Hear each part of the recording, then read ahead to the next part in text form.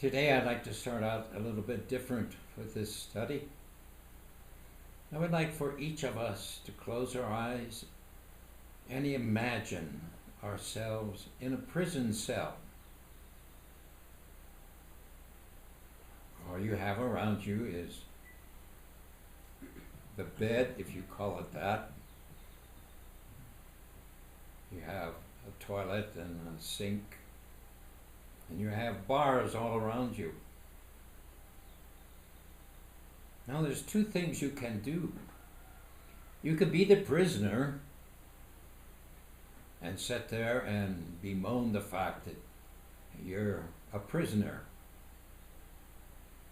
Or you can actually lay your body down on the bed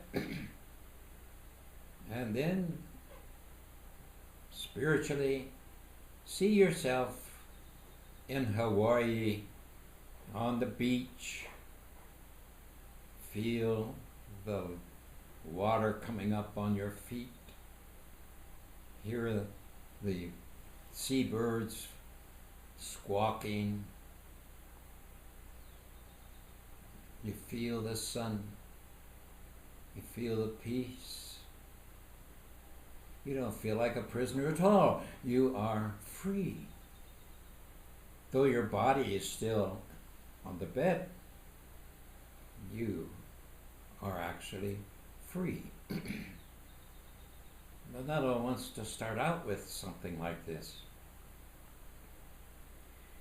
Leonardo in 1981 gave a dictation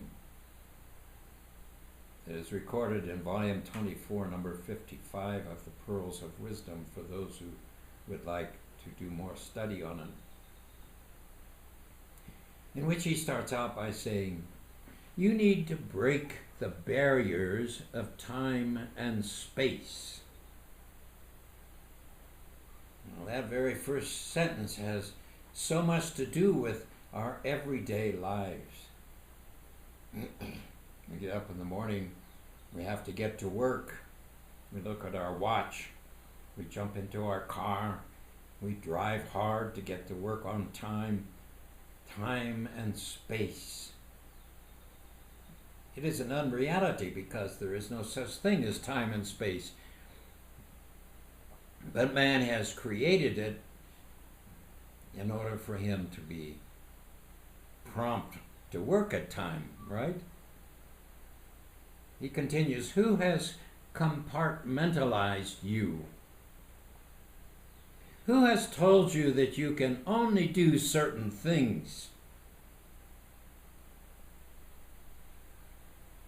Who has told you that you cannot be everywhere in the consciousness of God? I was while I was yet in physical incarnation. I was everywhere in the mind of God. And you can be also.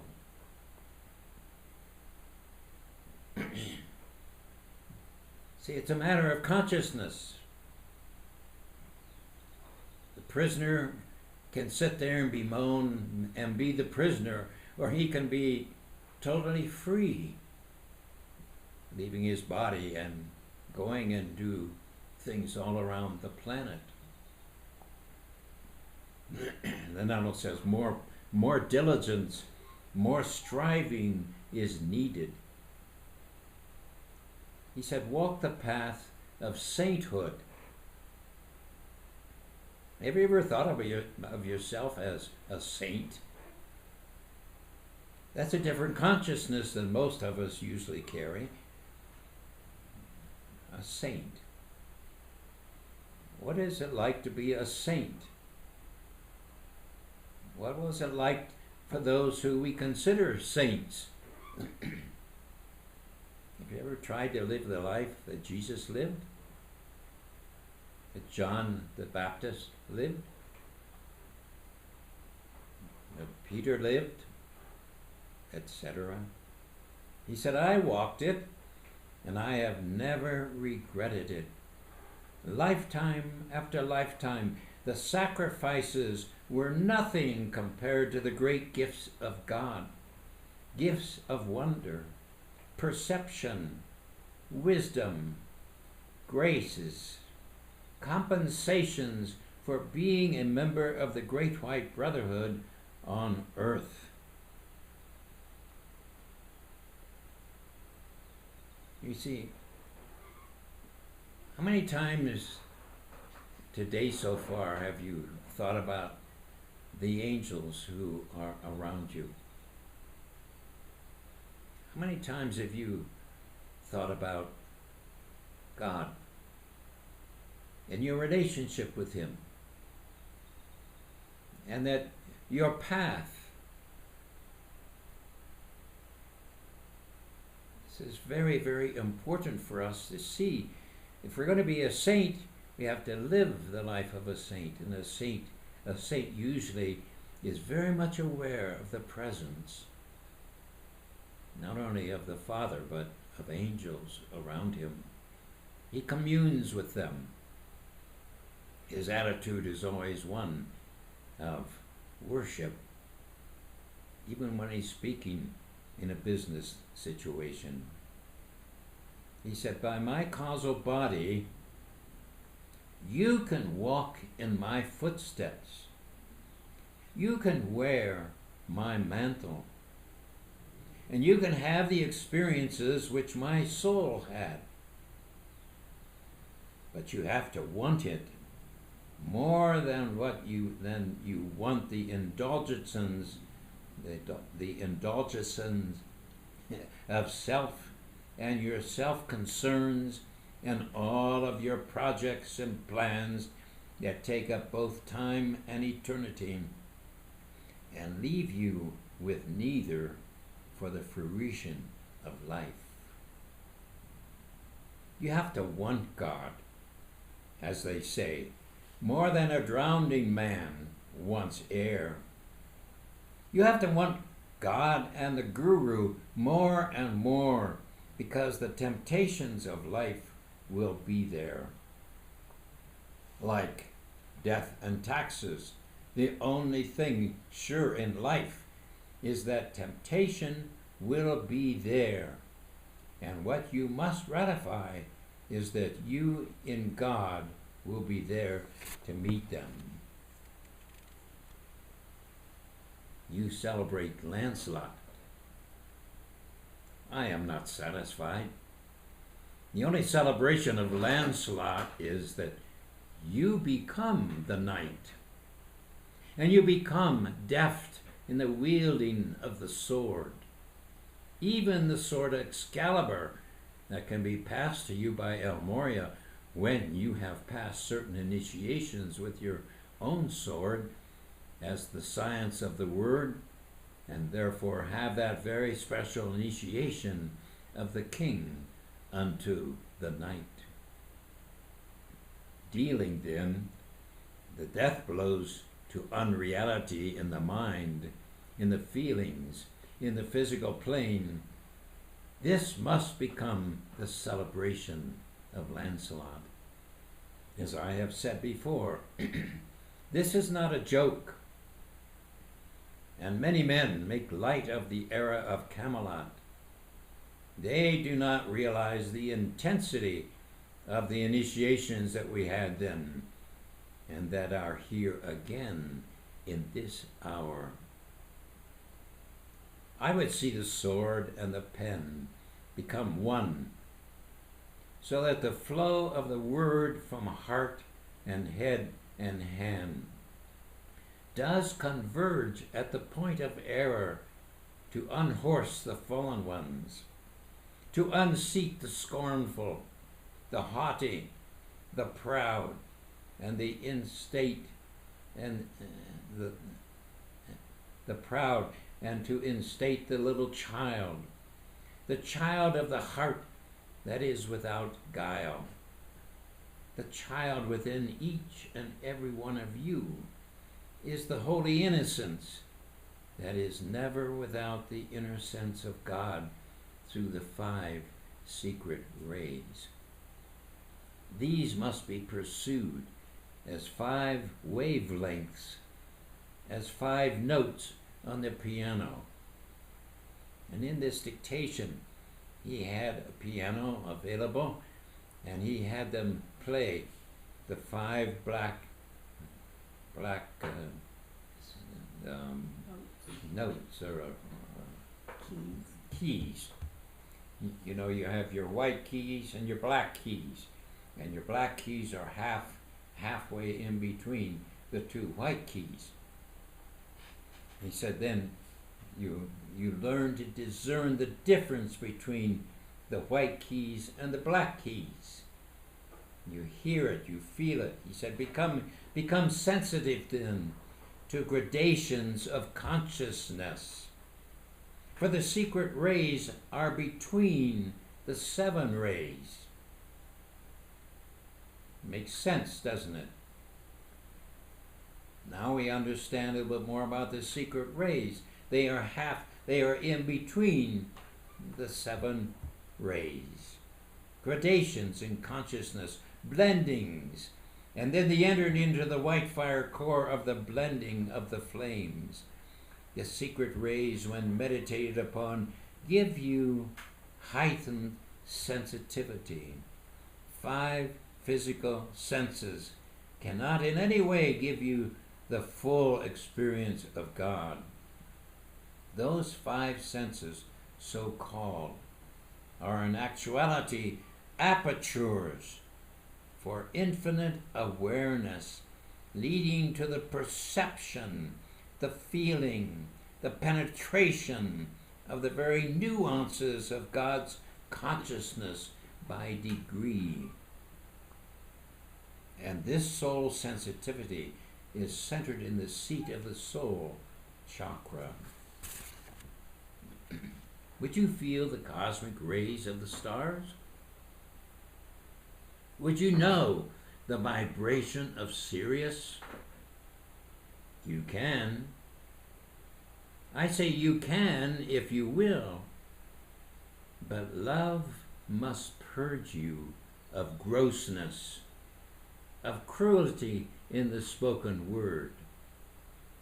Love must purge you of those receptors that still hear the demons of the night and their vanity and their profane words. Love must purge you and silence all dissonance in your consciousness. Love that glows as a fire. For what? For God. God. God. Love that is a fire for friend and neighbor and for the child that is not seen. Who is the child that is not seen? Is it the child in the womb of the cosmic virgin? It is the child of your own heart. The unseen child is that one who is profaned upon earth. We see this so much today. Unbeknownst to most people, the use of a child, misuse of a child for sexual purposes is widespread everywhere.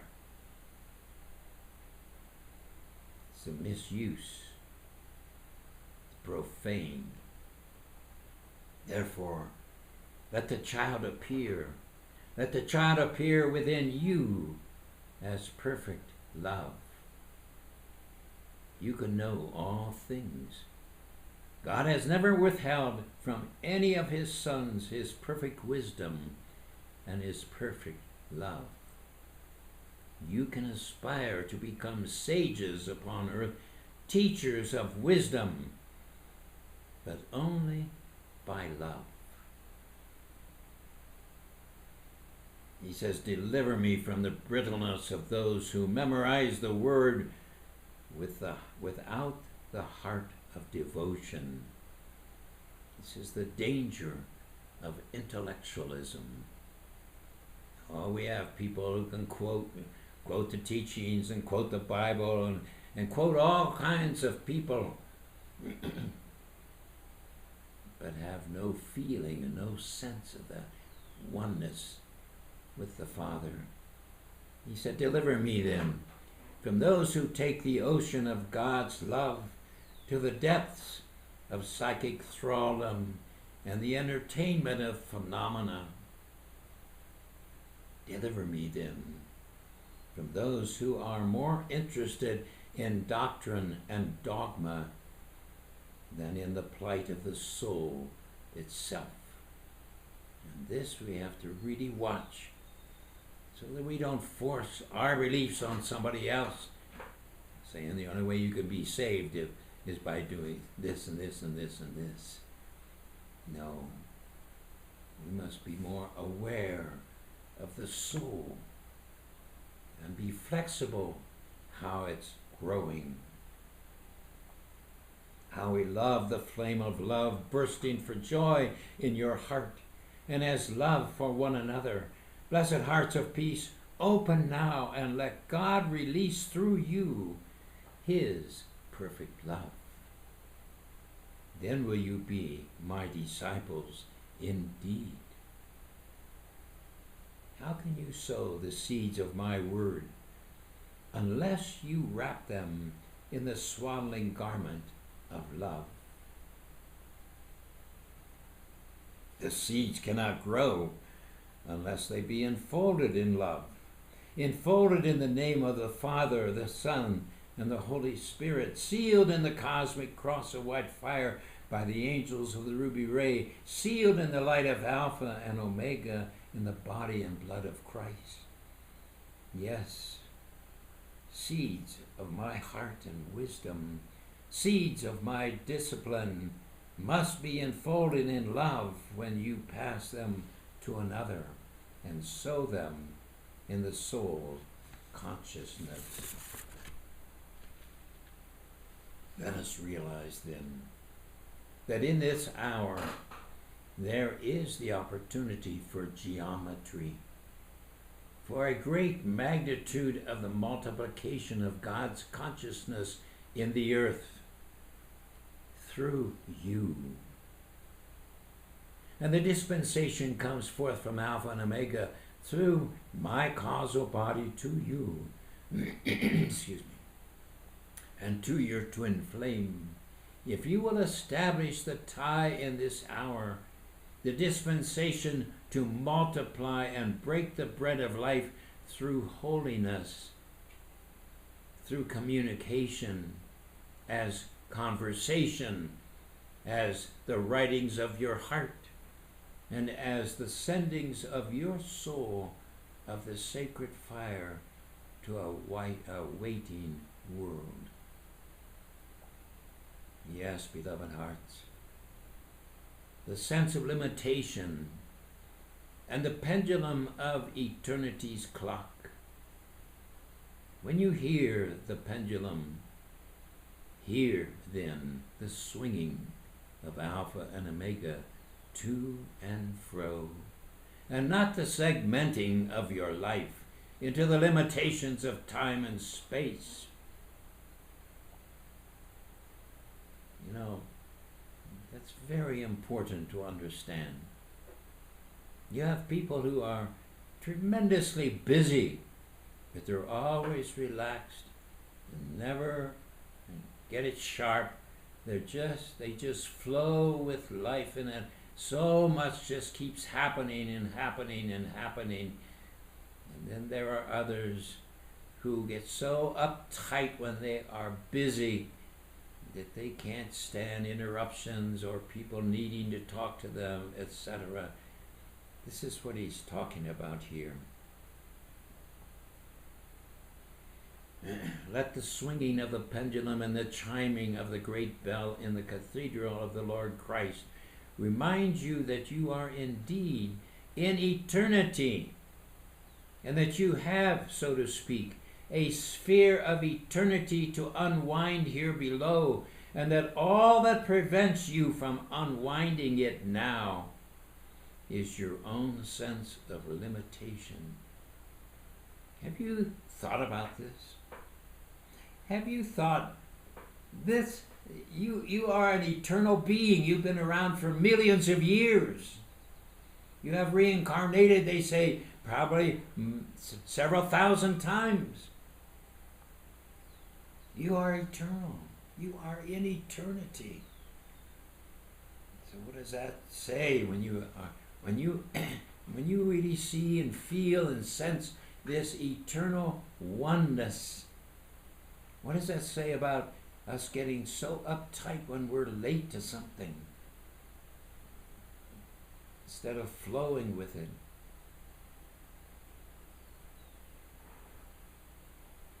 On this, the 8th anniversary of my ascension, beloved hearts, I am consecrating you to the initiations of the 8th ray.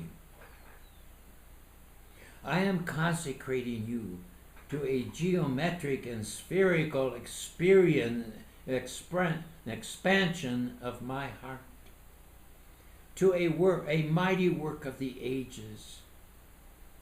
May you understand the meaning of my love and the essence of my heart that I transfer to you.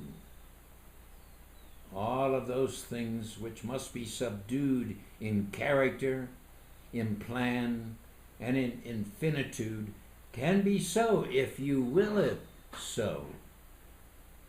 You need not fret and entertain self-limitation anymore. You need not conceive of yourself in sin, for no other conceived you in sin. I am breaking up the calcification of the mental bodies as you allow it. I am shattering the confinements of a mental belt of this planet. I am shattering the confinements of a mental belt of this planet. Burn through, legions of light. Hosts of the Lord, fiery salamanders, burn through.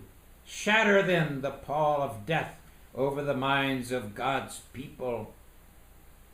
Oh, expand, eternal mind of God, by the ruby ray, by the purity of Mother's heart, by the purity of Serapis Bay.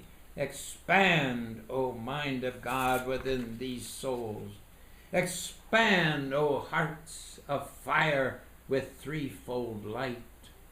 Burn through by the light of my own God victory.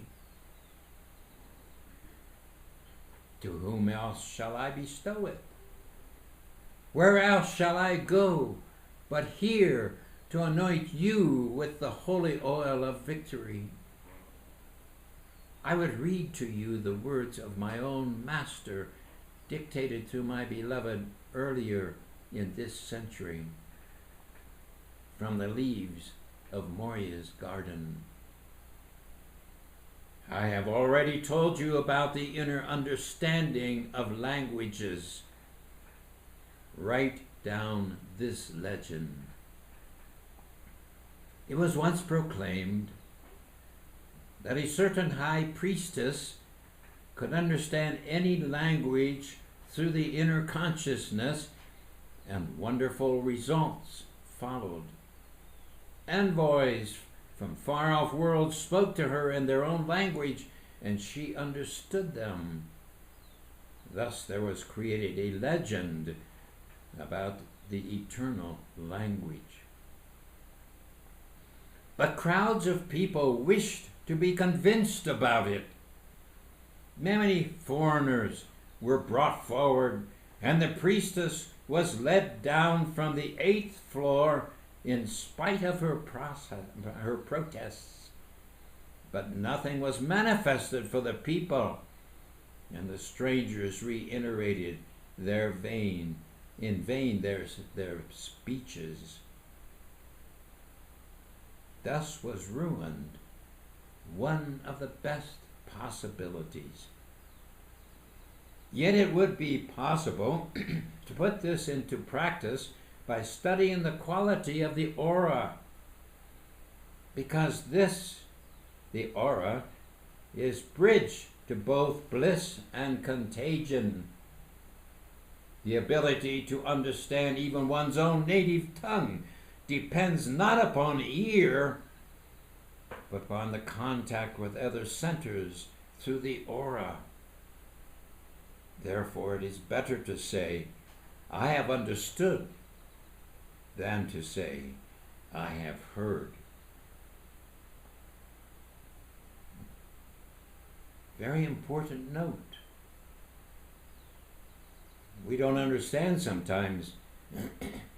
We hear somebody say something verbally, but what we are feeling from the aura is something far different. We don't understand. This is the explanation. And we need to become sensitive to this. What is it you pick up from the aura? What is it you pick up from the handshake?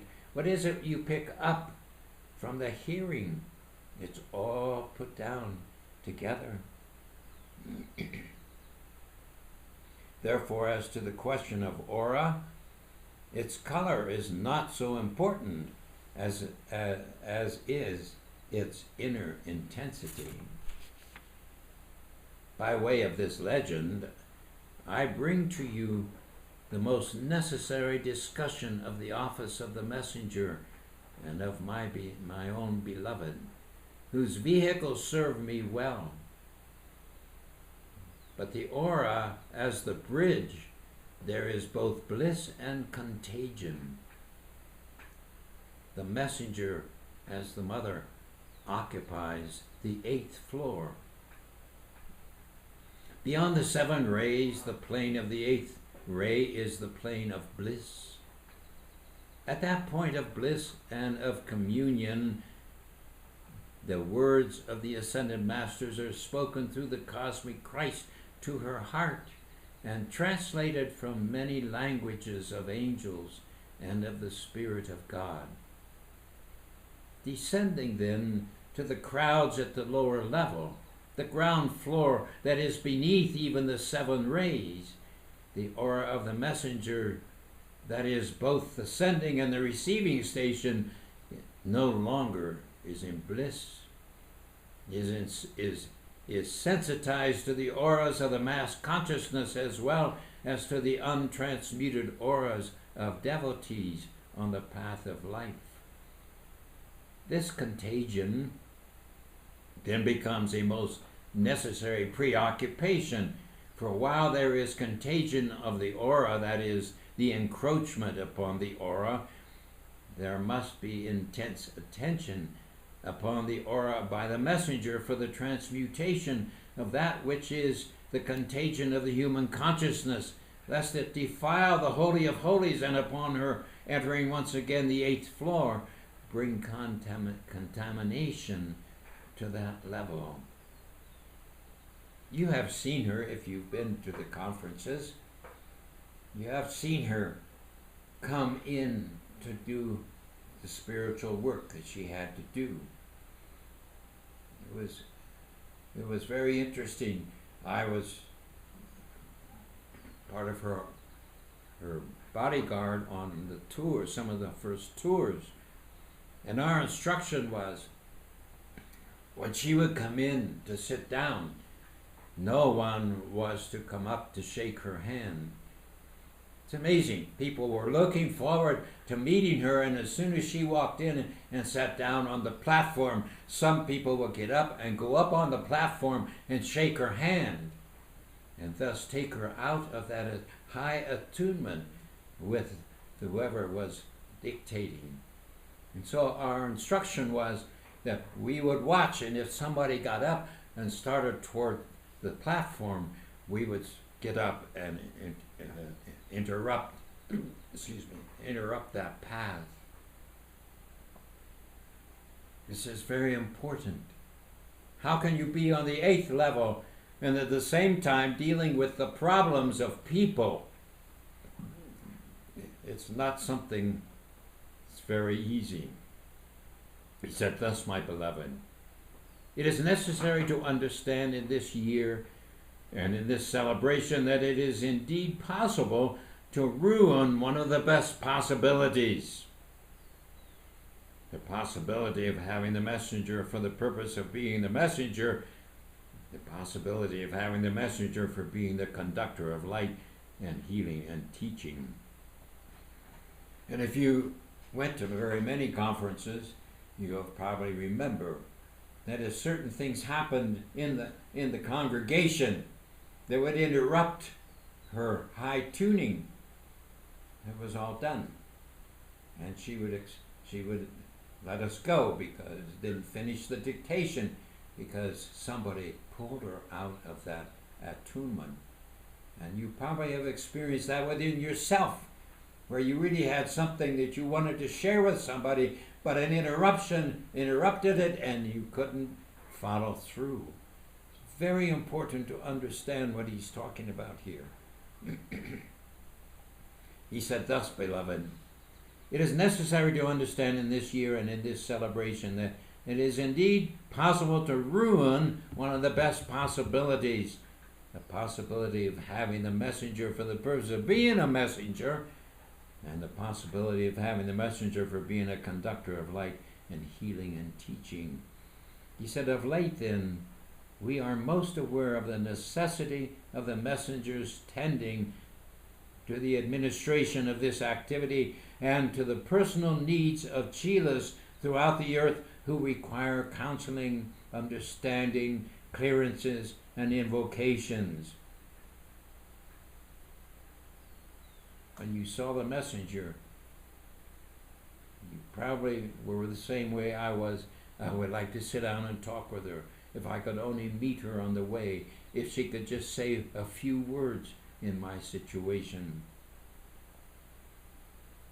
He said, "We understand that at the point of the heart of the messenger, the simultaneous activity of being a translator of the word on the 8th floor and the consumer of the contagion on the ground floor is not possible. Can't be two places at the same time.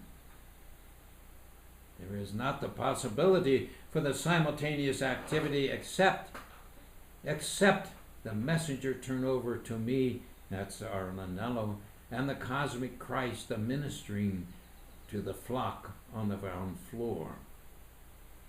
Then she may retire to the 8th floor and carry on the transmission of the work so needed for your path. This then becomes a divine interchange of causal bodies, whereby I, Lanello, as the ever-present Guru, become more physical in your midst, more apparent, more seen, more there when you need the friend and the counselor. What shall I do in this calamity?" And the messenger who is physical becomes more etheric as she goes about her Father's business. Thus it is time once again to remind all that there is a mighty work of the ages to be done on the 8th floor, and on each of the 7 floors where you dwell when you are in your Christ consciousness on the ray of your current initiation. You see, we have a tendency to say, well, the messenger is there and I'm just here receiving from her.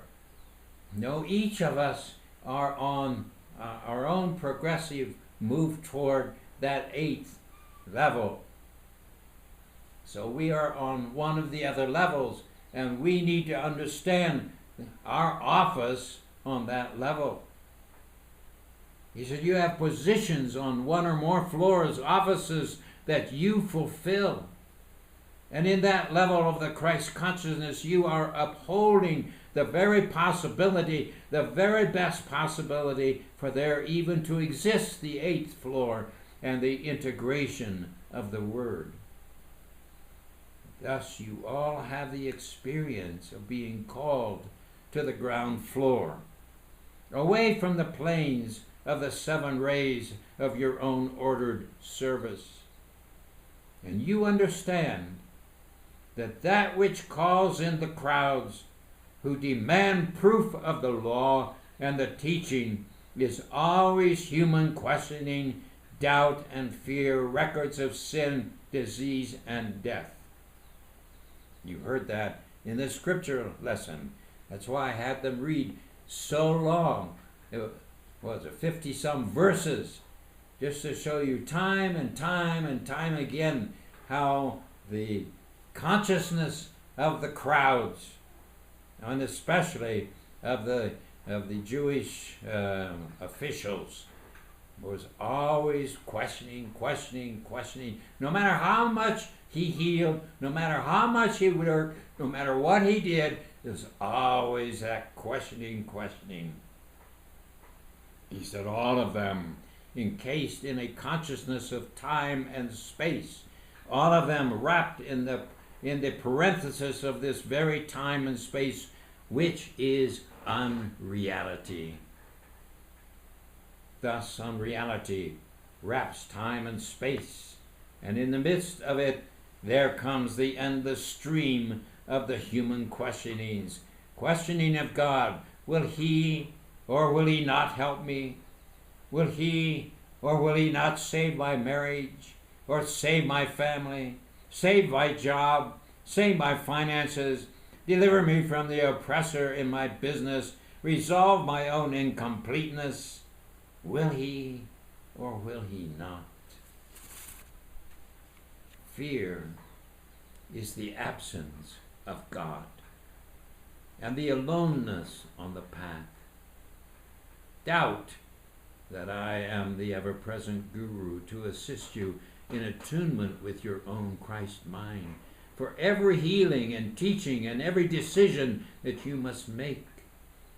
And then the endless stream of records on the conveyor belt of the mind, the recordings of the demons and discarnates, the recordings of sin and the sense of sin, the diseases that come and go, passing through the four lower bodies, passing into the flame, I hope, if you are diligent, the wrestling with the very tempters of death, who would steal from you your course before your life is fulfilled. These are the dire calamities that are brought to the messenger day by day, and that we need to be here to work with them. And out of the mother's heart, out of my own magnanimous heart, we have provided the answers to the questionings. We have provided the call that compels the answer in one's own heart. Now I say, beloved ones, let those who have put on the mantle of the Christ be willing to descend from those 7 floors of service to tend to those who fear without the presence of the personal physical shepherd. And let, I implore you, the messenger fill the role of her office, for we would deliver the mandate of Sana Kumara. We would deliver the teaching of the hour. Therefore, beloved hearts, minister and be lovers of humanity. Understand that all have passed through the canyons of doubt and fear in other years, that the astral plane is filled with these, filled with souls and lives shipwrecked and needing a lifesaver of the rings of your causal body. In prayer and in personal love and conversation, therefore, help one another. But let that help be distinctly from the person of Christ and not the personality. We aren't in this to make ourselves important. It seems to be a way of life in the world today. Everybody has to have their word put out there. Everybody has to comment on everything that happens. Let it be from prayer and meditation. Let it come from the form of praying together for the will of God. Let the messenger not have the shutters closed to keep out the awareness of all things happening upon the earth. Let the shutters of the windows on the 8th floor not seal out the light or the interchange, but in Portia's name, let there be opportunity for us to speak the very words and deliver the very teachings that will provide the answers to the questions of many. Blessed hearts, this is the dilemma of the cycles of this planetary home, in this system of worlds and the vehicles that you wear. We transcend the dilemma. We provide spheres of eternity for each one. We provide you with your own mansion of light, where you also may be undisturbed in your ministration and service, understanding, indeed, that the requirement of your path is truly to minister to the sheep of my flock. Dear hearts of gold, there is yet a story untold. I would tell it through the heart of the messenger, as she has risen with me to the point of the I Am presence and the level of Guru. Will you not rise to the limitless identity of yourself as sons of God in the center of your own Christhood, and therefore be able to minister unto life, to administer this activity? This is why I have come. For the cycles of our causal body demand it, and therefore I hurl unto you the coiled spring of gold, whereby there is accelerated within you in this hour coils of your own causal body and my own, that you might greater fulfill in the maturity of the Word all of the demands of these little ones who come so early and so new to the path of life, and must be taken by the hand and led as they take by free will their own footsteps through the labyrinth, through the temptation and trial. They must know that there is a human voice that will speak, that will comfort, that will listen, that will care. Be that voice, and allow our voice to be the mouthpiece of God to you for them. Will you accept my mantle in this office, beloved? Yes. Yes. Then, dear hearts, I pray, I promise to you teachings that you also require, teachings that must come in answer to the unanswered elements of your own life, questions that you have not spoken. For you have not known that there remain questions on your path to the ascension. You do not come in fear and doubt, but you come in incompleteness, having gaps in the divine knowledge, in the gnosis of the mysteries, gaps in awareness of the path of attainment. This is the teaching we will give, and it overflows spontaneously from the very fountain of life. There are questions that you know not how to ask, for you lack the awareness of the missing links in your own causal body. Whereas those who come to you with fear and doubt, their pleas, their plaintive cries, you understand, for you have already been there and can give them compassion and firmness and strength. You understand that we are in this relationship to your own soul's evolution, and we anticipate your need before you cry out, before you come to the edge of the abyss. How many times I've quoted, even before you ask, the Father knoweth what you need of. That's part of my whole understanding of inner guidance. And this is what he's saying. We have the teaching, we have the way, but it will not provide for you the answer unless the messenger can deliver it before the hour of the meeting of the precipice of life. Yes, we would have you for 12 cycles of your causal body. We would have you for the refinement of the 5 secret rays and the 7 rays. We would hold you in our heart, and then we would send you far and wide to be giants as sons of God among men, replacing the counterfeit giants of the Nephilim. Yes, we would have you in our own cosmic Christ consciousness by and by. But do not be as frogs that leap into the air, but land nowhere but back upon the lily pad, the self-same pond of life. Do not leap beyond your initiations or your attainment, for what you know is what you can demonstrate in the very face of the foe that comes to tear down your light.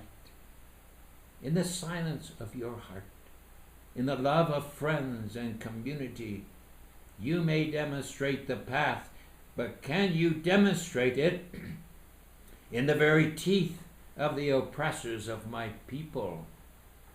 This is the testing. Therefore, do not assume attainment you do not have, nor allow the force to tell you you do not have the attainment that you do have, or the access to the attainment of my own causal body. We as one have all that we need to slay the foe. Therefore, in your forgetfulness that we are one is your weakness and your defeat. You must never forget that I am there, and that I care, and that my mantle is upon you, and that you walk with the stature of my own God-free being. In this lies the victory, for truly I am here, I am there. Let the fairest flower of my heart then prepare for you the most sumptuous feasts of wisdom and love that lead to the power that you require to complete the task.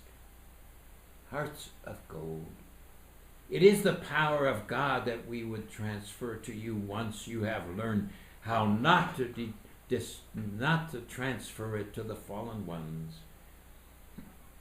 They are determined to take from you each morsel of light by the infiltration of the mind and its manipulation, by its absence of concentration and effulgent joy. Therefore, learn the way of the keeping of love, and wisdom and power will be transferred to you in your hand.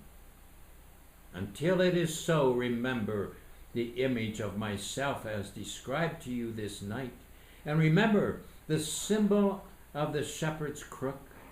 Remember that I am that power until it is bequeathed to you, and you may call to me, Lanello, manifest your power here for the defeating of this foe of light, of this word, and of the brotherhood. Is power lacking? Is there a vacuum in your soul? I will fill it. I will release it. I will seal you in my mantle.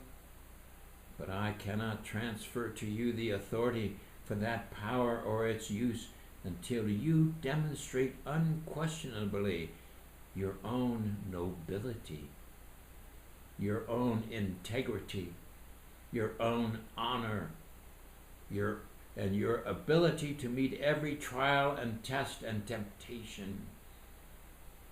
The stakes are high.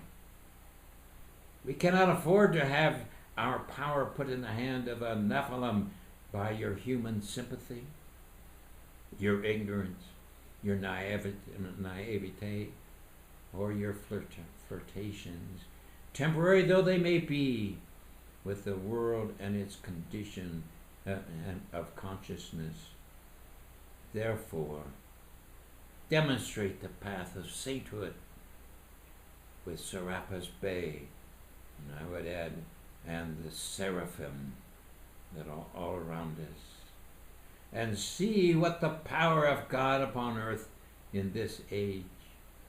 Every ascended master stands ready to act as I have vowed to act and to be with you. But I have a prior claim, for I am the closest of them all through your own messenger. And through this manifestation of our wavelength in the physical octave, by the perfect polarity of our being, I am able to transfer the light of Alpha and she, the Omega of our twin causal bodies, even as you have great access to the mighty I Am presence and causal body of your own twin flame by the polarity of your being. Therefore, I filter through my beloved the causal bodies of the entire spirit of the Great White Brotherhood. Therefore I come to you, and I am the ever-present Guru. Understand the meaning of how close I am to every one of you, how physically close. And you have but to speak the word to bind the demons that would tear you from your virtue and your God flame. I seal you on this Ascension Day, February 26, 1981.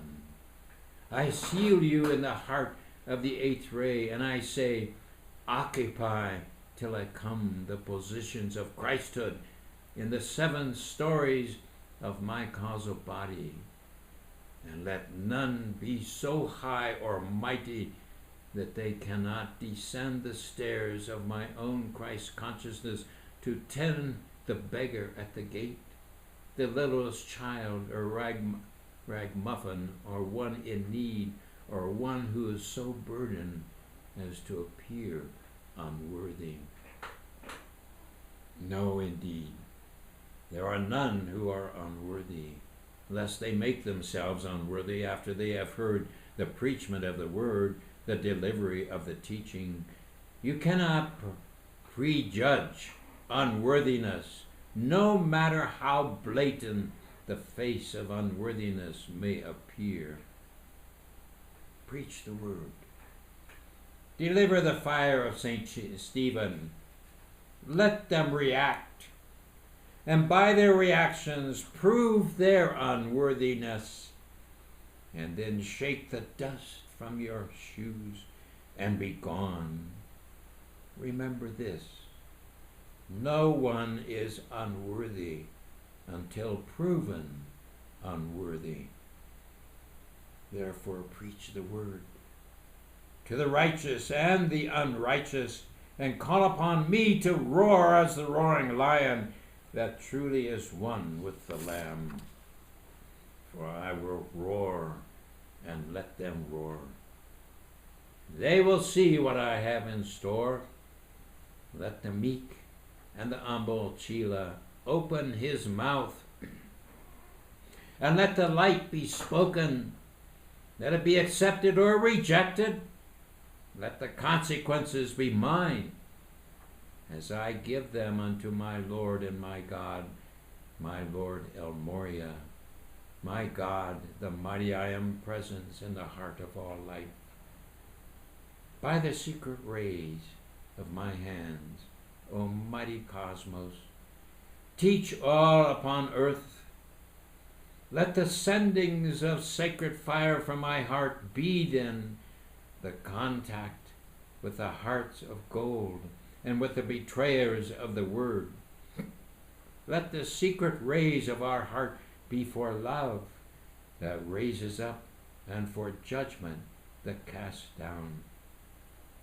Even so, let the mighty be cast down from their seats of judgment of the children of the light, for they have not the authority of the sons of God to judge righteous judgment. Therefore they are bound in heaven and in earth by the word of the living Son of God, Jesus Christ. By his grace I am. By the flame of his mother I serve. By the heart of my own beloved I am with you always, even unto the victory of the eighth ray and your own ascension in the light. My beloved, speak the word in love, and forever be at peace. Forever there, forever here, I am that I am.